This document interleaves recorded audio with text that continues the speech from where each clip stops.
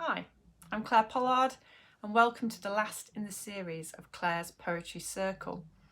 It's Christmas, so I thought I'd begin with one of my favourite Christmas poems by Thomas Hardy that recalls an old belief that animals kneel in their stables on Christmas Eve. It's called The Oxen. Christmas Eve and 12 of the clock. Now they are all on their knees, an elder said as we sat in a flock by the embers in hearthside ease. We pictured the meek, mild creatures where they dwelt in their strawy pen, nor did it occur to one of us there to doubt they were kneeling then. So fair a fancy few would weave in these years, yet I feel if someone said on Christmas Eve, "Come, see the oxen kneel in the lonely barton by yonder coombe our childhood used to know," I should go with him in the gloom, hoping it might be so. Beautiful. And it rhymes, which is our subject for today. Most people, when they speak of rhyming poetry, mean poems like Hardy's, full end rhymes, where the rhyme occurs at the end of the line.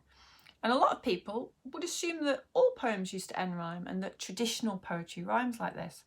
Not actually true. Lots of older poetry written in Greek, Latin, Anglo-Saxon doesn't use rhyme. And of course, Shakespeare, Milton, Wordsworth, many other of those kind of big hitters use something called blank verse, metered but unrhymed. So poetry doesn't always rhyme traditionally. It did have a stranglehold though on Victorian poetry, which is when it became ubiquitous. And a lot of 20th century movements like modernism spent a lot of time trying to shake rhyme off, although you still get big hitters like Auden and Larkin using it. I think at the end of the 20th century, when I started out as a poet, rhyme truly did fall out of fashion for a while, and it came to be seen as something just used by performance poets. And many people I still hear claim they don't like it because they think it clangs or it sounds childish or something. But I would argue that, read anything by great poets from Akhmatova to Walcott, and that isn't so. There's nothing inherently wrong with rhyme. People are entitled not to like it, but it's a fashion thing. There's not something ugly in the technique. To be fair though,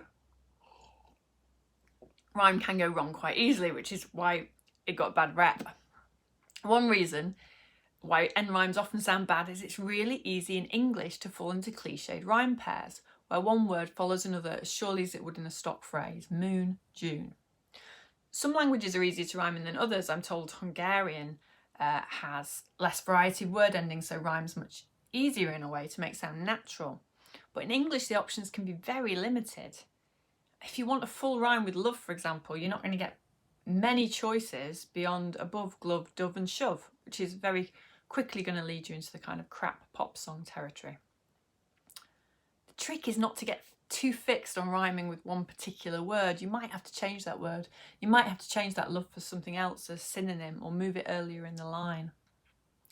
Other typical rhyming mistakes are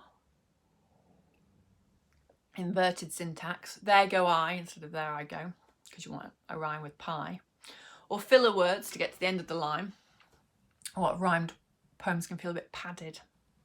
Good rhyme sounds natural. It doesn't compromise the poetry in terms of truth or concision. And I think when it's done brilliantly, it's one of the best things in the world, but it is very difficult to do. Hopefully, though, it's coming back into fashion a bit as people realise how narrow definitions of craft became for a while, and that a lot of craft does go into good rhyming. I've always loved rhyme. It's mnemonic, it makes language memorable. The only poems I know off by heart are rhyming poems, if I'm honest. I love ballads, I've written a lot of them, I love sonnets. And it's wonderful for performing rhyme, as it allows your audience to get a sense of the craft that's gone into the poem. It's hard for an audience to hear assonance or lineation or syllabics on one listen, but if you use rhyme well, they can get a sense of the shape of the poem. They can begin to listen out for the structure, which I think is a great pleasure. And rhyme is, of course, also very good for jokes, and I love jokes. Humour, when you think about it, is all about anticipation, setting something up and making you think, how are they going to end this? And rhyme is also about anticipation. What on earth are they going to rhyme with love? not dove, surely. So if you use rhyme, it kind of doubles the anticipation, I think. It doubles the release of that punchline. I'm going to read a favourite John Hegley poem. I'm a big fan of him. And he's so talented at this building up of anticipation. Hopefully, as I'm analysing this poem, it's fair use, because I know it's in copyright. But it's called Luton, and it has this amazing long subtitle that really builds up the expectation. Luton, a poem about the town of my upbringing and the conflict between my working class origins and the middle class status conferred upon me by a university education. And then he reads the poem after raising the stakes in this way, and the whole poem is this. I remember Luton as I'm swallowing my crouton. Okay, so a little exercise for you to start.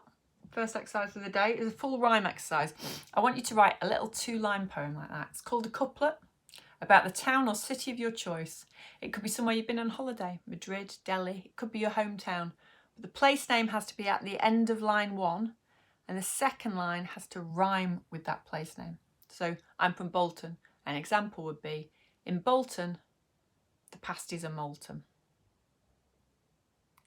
Not sure about that, but it's true. Pause. Have a go. Okay, I'm going to continue. Full end rhyme might not be for you, although I think all poets should at least be alert to the way words echo off each other, and it's almost impossible not to use some internal rhyme sometimes. But there are other sorts of rhyme you might use too. I'm going to just break down now some rhyme types that might be of interest. Rhyme on a stressed syllable, that kind of love, dove, moon, June rhyme, is called masculine rhyme. And it does kind of clang in a way, doesn't it, masculine rhyme. But there's also feminine rhyme, which is made up of a stressed syllable followed by an unstressed syllable. So it's where you'd end lines on things like fishes and wishes. Ending a poem with feminine rhymes creates a softer sound and is more unusual. I have a lullaby I wrote for my niece Rose on her birth. It's called October Roses because she was born in October. And all the lines end with these soft feminine rhymes. It begins rather darkly, as most lullabies do.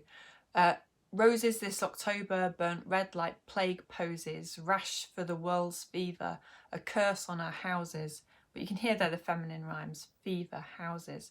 I wanted a sort of hushed tiptoeing around the baby sort of sound.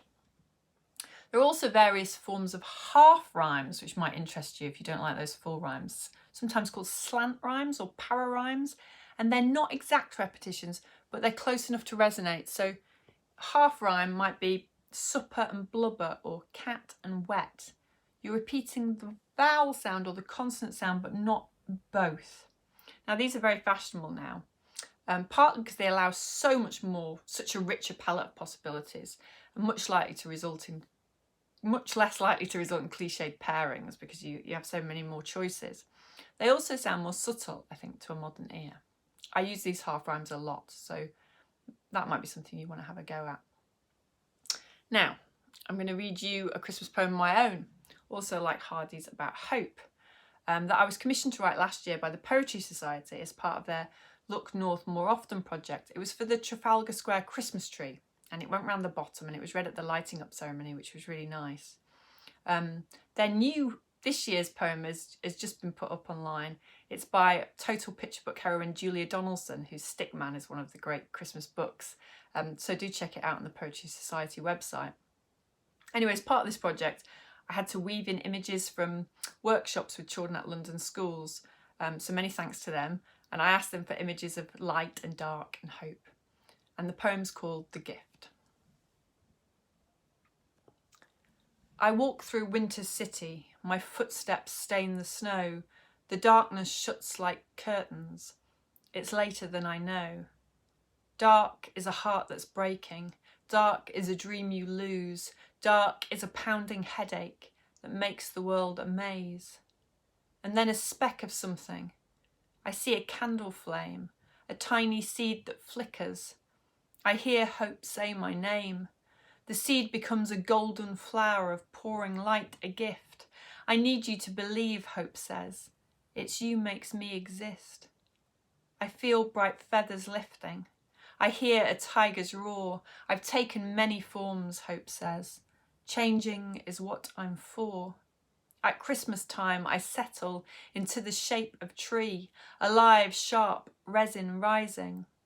Hope shines and darkness flees, and I can see a future as clocks chime their late hour.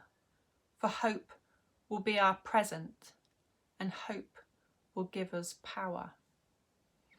I hope you heard there the way I use some full rhymes and some half rhymes.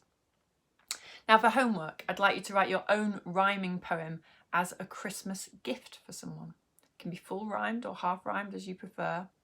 And I want you to think about what the recipient would like you would a physical gift. So it could be a lullaby to comfort a small child, like I wrote for my niece Rose, what year it was to be born in. It could be an amusing poem for a friend who needs cheering up. It could be a poem about a shared memory of Christmas for someone you can't be with this year. Something to let people know you're thinking about them. I think people enjoy poetry, they enjoy rhyme, they enjoy people thinking about them.